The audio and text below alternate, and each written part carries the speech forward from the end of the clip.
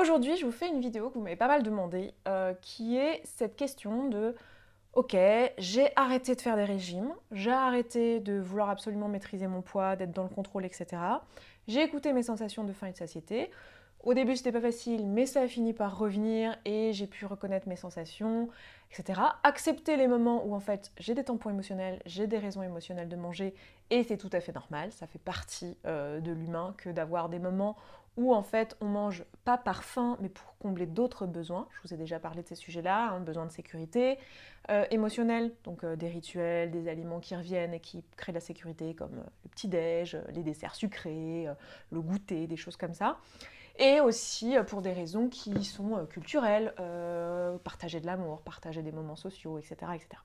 Donc vous avez fait tout ça, vous avez fait ce travail, peut-être accompagné par moi, peut-être accompagné par un thérapeute, votre psychologue, voilà, peut-être une nutritionniste, diététicienne qui est sensibilisée à ces sujets, bref, ou en autonomie grâce à des contenus, etc. Vous avez réussi à bosser sur ces trucs-là. Et en fait, vous avez fini par stabiliser votre poids, et c'est super. Vous êtes sorti des crises d'hyperphagie, l'image de vous a changé, vous n'êtes plus dans la compulsion alimentaire à penser tout le temps à la bouffe, ça s'est vachement apaisé, peut-être même grâce à l'un de mes programmes d'ailleurs, à mon bouquin. J'oublie tout le temps de citer mon livre, mais j'ai écrit un livre qui est sorti aux éditions Erol en septembre dernier. Donc si vous ne l'avez pas vu, pas acheté, pas feuilleté, etc., n'hésitez pas à aller en librairie le feuilleter. Ou vous pouvez l'acheter évidemment en ligne, je vous mettrai des liens en barre d'infos. Et il est aussi disponible sur Audible au format audio. Si vous avez envie de l'écouter, c'est ma petite voix qui vous le lit. Voilà, c'était ma petite promo. Donc bref, vous êtes dans cette situation-là, mais, et c'est pour ça qu'on est là et qu'on s'en parle, votre poids, il s'est stabilisé à un endroit où vous êtes en surpoids, voire en obésité d'un point de vue de l'IMC. Dans ces cas-là, qu'est-ce qu'on fait? Qu'est-ce qu'on fait si en fait c'est comme si notre set point, on appelle ça, notre poids de forme, il s'était décalé vers le haut avec le temps.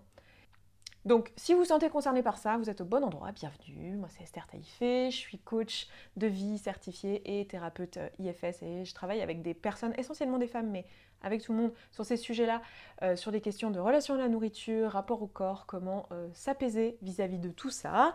Voilà, j'ai écrit un bouquin, comme je vous disais à l'instant. Bref, et dans cette vidéo, je vais essayer de vous donner un peu quelques clés sur ce sujet-là qui inquiète beaucoup de gens. Parce qu'en fait, vous êtes nombreuses et nombreux à me dire « Moi, je veux bien, si tu veux, enlever la mentalité de régime, travailler sur mes émotions, accepter de manger pour des raisons émotionnelles, etc. Sauf que, en fait, j'ai peur de grossir ou de me stabiliser à un poids plus élevé. J'ai peur que mon poids, en fait, avec les régimes, avec le temps, il se soit décalé vers le haut. Et mon poids de forme, j'entends. Donc, qu'est-ce qu'on appelle le set point ou le poids de forme? En fait, c'est le poids auquel vous allez vous stabiliser de façon facile dans vos habitudes quotidiennes, en fait, où vous n'allez pas faire d'efforts particuliers, et ce poids, vous allez pouvoir le maintenir sans que ça soit la guerre interne, en fait. Et ça va rentrer dans votre mode de vie avec votre rythme habituel, le sport que vous faites si vous en faites, voilà, votre quotidien en fait. Et c'est le poids que vous pouvez maintenir longtemps, toute votre vie, sans que ça soit difficile. On appelle ça le set point. Et ce set point, pour la plupart d'entre nous, quand on est, a priori, il y a très peu de chances que ce set point, ce poids stable, ce poids de forme, il soit en surpoids ou en obésité du point de vue de l'IMC. Je dis très peu de chance parce que l'IMC, ça reste une grille de lecture un peu aléatoire, qui est un très bon point de départ pour commencer à évaluer son état de santé, mais qui n'est pas du tout suffisant pour savoir si vous avez des problématiques liées à votre poids, si en fait vous êtes en danger de ce point de vue-là, ou s'il y a des pathologies ou quoi, hein, parce que c'est juste le rapport entre votre poids et votre taille au carré, donc ça n'informe en rien de votre état de santé vraiment, mais c'est un bon point de départ. Donc la plupart des gens génétiquement vont se retrouver quand même dans un poids de forme qui est initialement dans la norme, on va dire, donc dans la norme selon l'IMC, et qui, au cours du temps, vont peut-être avoir ce poids qui va se décaler vers le haut. Qu'est-ce que je veux dire par là? Je veux dire qu'à chaque fois qu'on fait des régimes, en fait, on va avoir tendance à du coup faire de la restriction calorique, souvent drastique, souvent trop intense sur des périodes courtes ou pendant trop longtemps. Donc soit des périodes courtes de manière très intense, ou pas forcément très intense, mais sur des périodes beaucoup trop longues dans notre vie.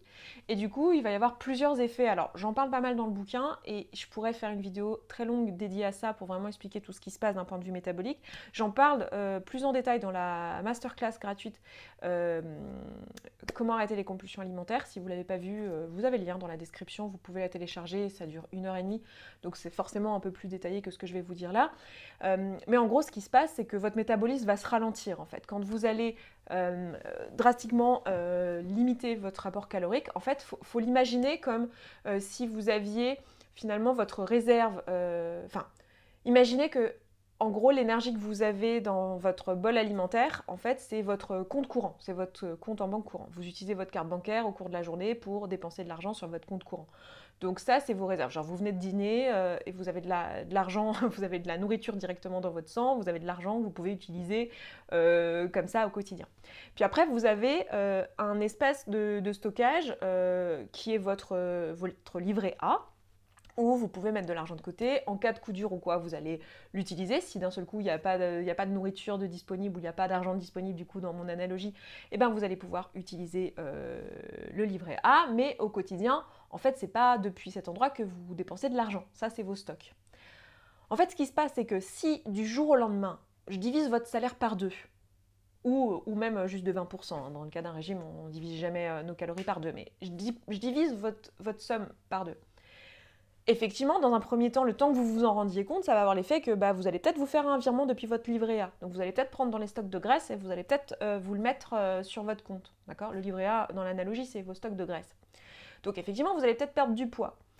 Dans un premier temps, ça va marcher. Mais assez vite, si jamais votre salaire, vous vérifiez tout, qu'est-ce qui se passe, en fait, vous vous rendez compte que ça va rester sur le long terme, ou que vous ne savez pas trop quand est-ce que votre salaire va revenir à la normale, en fait, assez vite, vous n'allez pas continuer à dépenser la même quantité d'argent. Vous allez changer vos dépenses, vous allez limiter vos dépenses. Vous allez dire, attends, là on a un coup dur, du coup, on va éviter d'aller au resto, d'acheter des fringues, voilà. On va faire attention.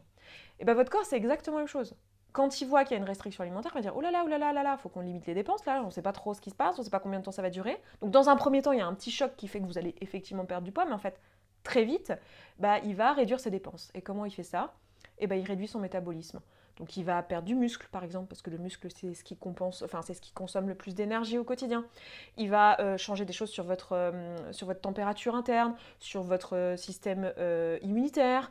Il va vraiment se mettre en mode économie d'énergie. C'est ce qui va faire d'ailleurs que ça va pas être très agréable, hein, que vous allez avoir froid, que vous allez être irritable, que ça va être saoulant sur le long terme. C'est que en fait, vivre dans la pauvreté, c'est pas très agréable.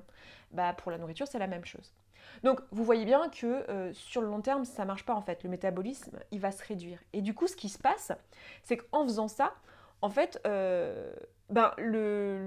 maintenant, au lieu de repartir avec un système de dépenses qui était celui qu'il était, vous repartez avec un système de dépenses qui est plus bas que ce que vous aviez. Donc quand vous allez manger normalement, si votre salaire redevient à la normale, en fait, votre corps, maintenant, il a pris l'habitude de dépenser moins d'argent.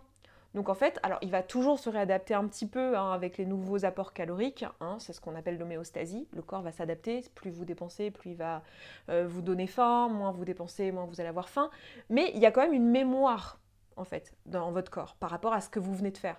Donc demain, si jamais maintenant vous vivez avec la connaissance qu'en fait il est possible qu'on vous divise votre salaire par 2, en fait vous n'allez pas dépenser sereinement comme vous l'aviez fait jusque-là toute votre vie. En fait vous allez être plus prudent et vous allez mettre plus d'argent de côté sur votre livret A.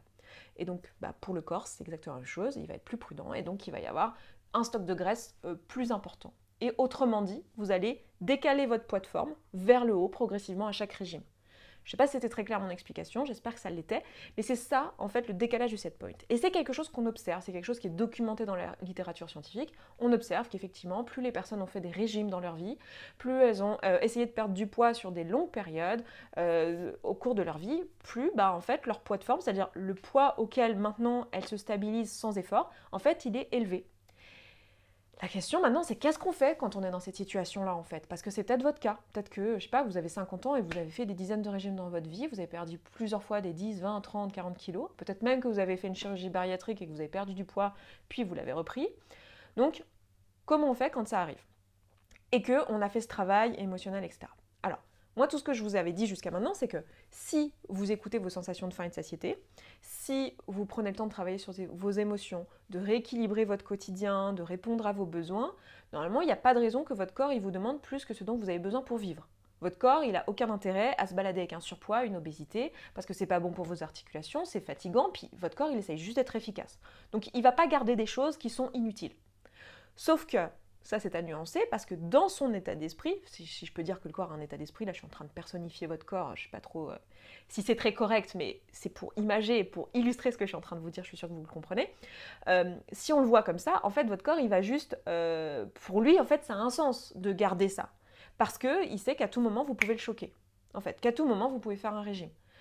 Donc il va garder une forme de cette mémoire. Donc ce qu'on observe, c'est que parfois, quand les personnes font ça très longtemps, donc elles vont retrouver une alimentation où elles sont en contact avec leur alimentation, leur sensation de faim, de satiété, leurs besoins, leurs émotions, elles vont se stabiliser au départ dans un poids qui est en surpoids, voire en obésité, puis au cours des années, ce poids il va légèrement baisser parce que le corps va votre système nerveux va juste se calmer et dire « Ah en fait, a priori, on n'est pas obligé de garder tout ce poids et on peut se délester de ce poids. » Mais ça ne le fait pas à tous les coups. Du coup, là, il y a plusieurs possibilités. La première, c'est déjà d'accepter. Je sais que ça ne va pas vous plaire, hein. Je sais que vous voudriez que je vous dise non, mais j'ai une solution qui va vous permettre de perdre du poids et puis de quand même faire un 40, même si là vous êtes stabilisé à un 46, sans faire un régime drastique, sans vous faire du mal, sans penser H24 à la bouffe. Ça n'existe pas. Enfin, j'ai une deuxième solution, mais elle ne va pas non plus vous plaire, ou ça peut exister, mais elle ne va pas plaire à tout le monde. Première solution, c'est déjà d'accepter en fait, et de se dire en fait, mon corps en obésité ou en surpoids, stabilisé, en fait, c'est juste mon corps à moi avec son histoire en fait. De la même manière que si j'ai un corps avec un ventre distendu parce que j'ai eu 3 enfants, j'ai un corps avec un ventre distendu parce que j'ai eu 3 enfants, il n'y a pas de miracle. Oui, mon corps porte les stigmates des choses que j'ai vécues dans ma vie. Et oui, si j'ai fait 512 régimes, ça a un impact sur mon corps. D'où l'importance, si vous êtes très jeune, que vous regardez cette vidéo, ou même moins jeune, mais que vous avez fait peu de régimes dans vos vies, d'où l'importance de mettre en garde et de dire ne faites pas de régime, putain. Ne faites pas de restrictions caloriques, c'est débile. Surtout si vous avez déjà un rapport émotionnel à la nourriture, ça va juste empirer les choses. Pour plein de raisons, c'est documenté, faites vos recherches, lisez mon livre, lisez ceux de mes collègues. Enfin vraiment, ça commence à être quand même très connu ce que je suis en train de vous dire là. Donc d'où l'importance de ne pas faire ça en fait. Ça n'a absolument aucun sens et c'est contre-productif. Mais là, si vous êtes déjà dans cette situation, commencez par accepter. Acceptez votre corps avec ses rondeurs, acceptez qu'en fait ça ne fait pas de vous un échec, ça ne fait pas de vous une personne moins belle, ça ne fait pas de vous une personne forcément en mauvaise santé, parce que si vous mangez maintenant sainement, que vous faites du sport, etc., que vous écoutez votre corps, même avec un corps en obésité, on peut être en excellente santé pour le reste de sa vie. Voilà, parce que votre corps il va vous amener vers ça de toute façon, lui aussi, hein. Vous êtes dans la même team sur ce coup-là. Deuxième possibilité, et qui à mon avis est complémentaire, c'est qu'il y a de la recherche qui se fait sur l'obésité et le surpoids, et dernièrement, vous en avez peut-être entendu parler, il y a beaucoup de médicaments qui sortent sur le marché, qui sont tout ce qui est sémaglutide et liraglutide, qui sont des médicaments qui sont des émulateurs du GLP-1. Je pense qu'il faudrait que je fasse une autre vidéo à un moment donné, je pense que j'en reparlerai, je vais essayer d'en parler avec des personnes, des professionnels de la santé avec qui j'en discute, parce que j'aimerais pas en parler juste seule de ce sujet-là, parce que c'est un gros sujet, mais peut-être que je le ferai quand même seule, je sais pas. Mais en gros, ce sont des médicaments injectables qui ont fait un tollé sur les réseaux, parce que tout de suite, ça a été pointé du doigt, encore un médicament pour les obèses, encore un truc grossophobe, encore des gens qui choisissent la facilité, et puis des stars qui utilisent ça et machin. Mais juste si on creuse un petit peu ce qui se passe derrière, en fait, c'est quoi? Ce sont des médicaments qui vont permettre aux personnes d'avoir des sensations de satiété et de satisfaction alimentaire meilleure en fait. Et la plupart du temps, ce qui se passe quand on a un poids qui est en obésité ou qu'on est dans une phase ascendante, c'est que en fait, on n'a pas les mêmes sensations alimentaires que ce qu'on aurait eu si notre corps fonctionnait bien. En fait, ça revient à ce que je vous dis tout le temps, qui est que une personne naturellement mince, c'est pas une personne qui a plus de capacité de résistance à la nourriture et qui a plus de volonté. C'est juste une personne qui en a moins envie en fait, et qui a des envies et un comportement naturel autour de la nourriture qui la maintient à ce poids-là. Donc si vos envies, votre comportement naturel à la nourriture, il vous maintient en obésité, il y a la possibilité d'utiliser ces médicaments-là pour faire baisser votre poids de stabilité. Et ça, c'est quelque chose que je commence à voir et que certains médecins avec qui j'ai pu parler de ces sujets-là, donc médecins, nutritionnistes et endocrinologues, commencent à prescrire aux personnes pour qui ça a un sens de le faire. C'est-à-dire qu'on ne va pas le faire juste parce que vous êtes en obésité, ça ne vous plaît pas, etc. C'est aussi pour des raisons de santé en fait. Quand je dis santé, je parle de votre santé physique et votre santé mentale. Et c'est bien sûr à utiliser avec parcimonie et avec la certitude que par ailleurs, ça ne va pas vous faire développer un trouble du comportement alimentaire parce que c'est complexe en fait l'usage de ces médicaments-là et c'est pour ça que ça passe par un suivi voilà, précis avec des médecins, etc. Et c'est aussi pour ça qu'il y a beaucoup de gens qui en parlent avec beaucoup de mise en garde. Mais c'est une vraie possibilité de faire baisser son métabolisme en fait et de ramener le métabolisme finalement là où il était au départ. C'est-à-dire qu'en fait, une fois qu'on a compris que le métabolisme qui se décale vers le haut et le poids qui se décale vers le haut, je veux dire, en fait, une fois qu'on a compris que le poids qui se décale vers le haut, c'est juste le métabolisme qui s'est dérégulé, c'est-à-dire vos sensations de faim et de satiété qui sont juste plus les mêmes, bah un médicament comme ça permet juste de réguler les sensations de faim et de satiété en fait. Et c'est là qu'on voit aussi à quel point c'est pas une question de volonté, mais que c'est vraiment quelque chose d'hormonal. Et ça, c'est un truc, franchement, je sais pas en quelle langue le dire, hein, je le dis tout le temps, je le dis dans le livre, je le dis à chaque intervention que j'ai publique, j'essaye d'en parler, j'en parle régulièrement ici, mais c'est vraiment pas une histoire de volonté. Et évidemment, il y a plein de gens qui vous disent oh là là, tous ces gens qui prennent des médicaments pour pas avoir à faire d'efforts, c'est quel manque de volonté. Bon, tous ces gens-là ont évidemment rien compris et sont juste grossophobes, sans le vouloir nécessairement, hein, je leur jette pas la pierre, mais voilà.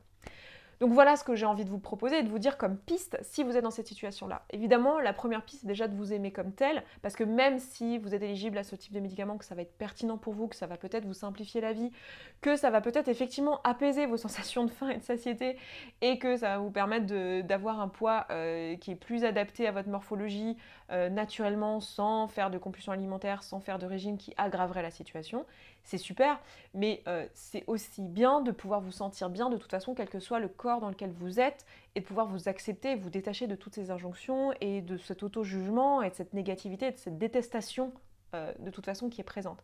Mais ce qu'il faut comprendre, c'est que cette problématique dans son ensemble que je traite sur cette chaîne, c'est à la fois une problématique qui implique du physiologique et du psychologique en fait. C'est pour ça que c'est complexe. C'est qu'en fait en fonction de qui vous êtes individuellement et de votre histoire personnelle et de votre parcours de vie et de votre biologie, hein, de ce qui se passe dans votre famille en fait d'un point de vue génétique et de vos comportements dans votre vie, des traumas que vous avez vécus, etc. Les solutions vont pas être exactement les mêmes et c'est pour ça que c'est super important que vous vous informiez, que vous fassiez confiance aussi sur les diagnostics, etc. Que vous preniez en main aussi votre parcours et que vous abordiez la problématique sous plusieurs angles et pas que sur un seul angle. Si vous avez envie d'en parler un peu plus avec moi, qu'on s'en parle même en session individuelle, sachez que je reçois en consultation individuelle, en Zoom, à distance, que ce soit de la thérapie IFS ou du coaching individuel, donc ça va dépendre de votre problématique et de comment on doit l'aborder, et je peux aussi vous rediriger vers certains professionnels si jamais il y a des choses qui ne relèvent pas du travail qu'on peut faire ensemble. Et puis vous avez mon lien dans la barre d'infos, si vous voulez prendre un rendez-vous, vous avez mon calendrier, vous prenez un rendez-vous tout seul ou toute seule en autonomie, vous payez votre consultation, vous recevez le lien du Zoom par email, et puis on se rejoint directement en ligne pour parler de tout ça. Voilà pour aujourd'hui, je m'arrête là, je vous embrasse, je vous souhaite une excellente semaine et je vous dis à mercredi prochain. Ciao ciao.